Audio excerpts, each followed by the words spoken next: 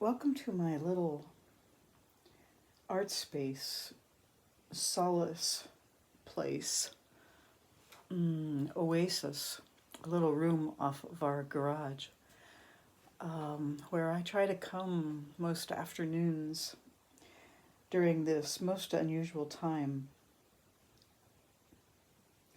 And online, I hear and see many people looking for ways to process what's happening among us with the COVID-19 virus and some of its unknowns, or sharing ideas of what's helpful to them. And I thought today I would share with you a Rumi poem that actually guides me each day. And many of you may be familiar with it, Rumi, the Guest House.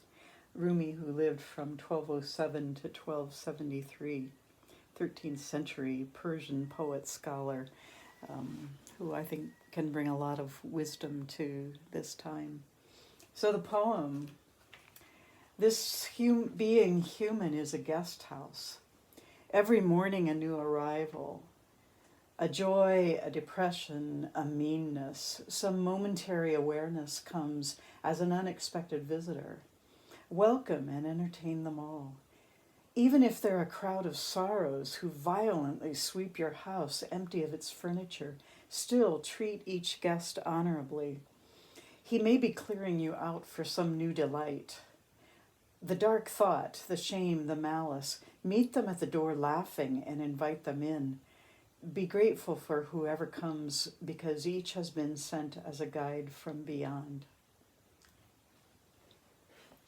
Over the last years, that has become a guide for me in how to deal with the unexpected emotions that come up within me, or unexpected happenings in life. I'll tell you that part of how I work on it is something like this, to print it out into a mandala, a circle, and then I'm not quite sure what I'm going to do with it next, but probably color it or paint it or rip it up, something that helps me work things out. But this is how I paraphrase Rumi's poem. Pamela Rose paraphrase.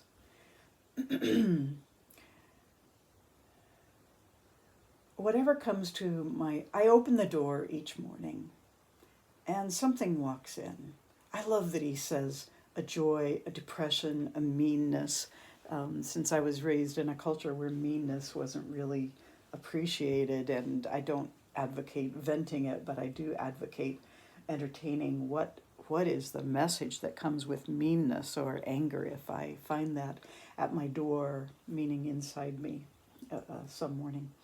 So I open the door each morning and I see what is there. Maybe it's lightness. Ooh, come in and have a chair and we'll have a cup of tea over what's light.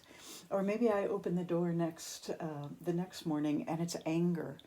And I say, oh, anger, why are you here? Come in, sit down, have a chair. I'm not going to give over my life to you, but you may have a chair and we'll have a cup of tea and tell me why you're here, what your message is today. What do you have to say to me? Or I open the door one day and I just feel flatness. Sometimes what we're experiencing is so large we can't process it and we're just flat. Well, okay, come on in, flatness. Have a chair, sit down, have a cup of tea with me and tell me why you're here. And not all of that can be done through words. Sometimes it has to be done just with sitting with it in silence. Or for me, drawing or trying to write a Japanese haiku, or let me show you my most recent thing that I've been working with, which is kind of a whimsical collage. Let's see, it's a friend's photograph in the background of the Red Rock territory. It's some National Geographic characters. It's a Christmas card from my friend Judy Mishler that had these really entertaining birds on it. And I'm even cutting another one out that I think is going to go on this one. And then, I don't know why, but these matches I've been using for morning spiritual practice and saving them. It's from a book by Gunilla Norris called Match, I think. I don't think it's Matches, but Match. And I thought, oh, I can even add these matches today. I don't know why. I do this work without trying to analyze or pin something down. I tried to do it so that I can just approach something from another angle, because we're always approaching things from our heads, from our mental analyzing capability, which isn't going to leave us, most likely. It's pretty heavily indoctrinated in us. But I'm looking for different portals, for different doors in. Here's the next bird that I'm kind of working on, and he might end up in this someplace. So sometimes the work I'm doing is just whimsical. Sometimes it has more meaning to that. Recently I've been writing out some poetry. Wendell Berry's poem about the peace of wild things. Maybe I'll read that to you later. Or the poet, Native American poet Richard Wagamese from Western Ontario, Canada, has such a beautiful poem. And on the days when I just don't know what to do with myself, because I am in great sorrow over what's happening in our not only in our country but in the globe with this virus and with some of the response to it, and at the same time I want to take deep delight in the wonderful things of my life.